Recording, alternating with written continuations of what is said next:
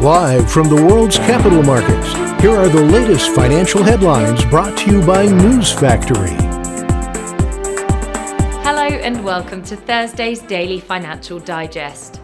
And here's what's making the headlines in the markets today.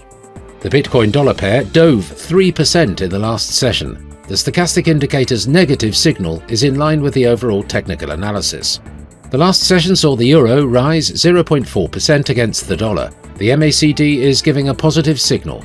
The last session saw the pound rise 0.4% against the dollar. The CCI indicates an overbought market.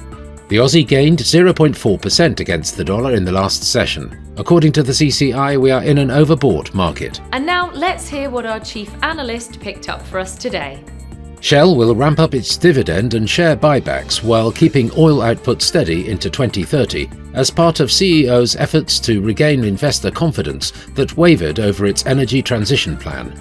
In a new financial framework, Shell said it will increase the overall shareholder distribution to 30 to 40% of cash flow from operations.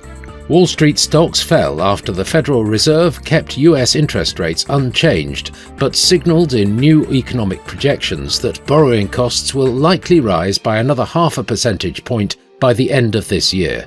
Bitcoin fell under $25,000 as investors shrugged off the US central bank's widely expected halt to a more than 1 year-long diet of interest rate hikes. Major altcoins took a dive to sink into negative territory, with Ether and ADA dropping 3% and 4%. Those were today's major economic events. And now, moving on to world financial headlines.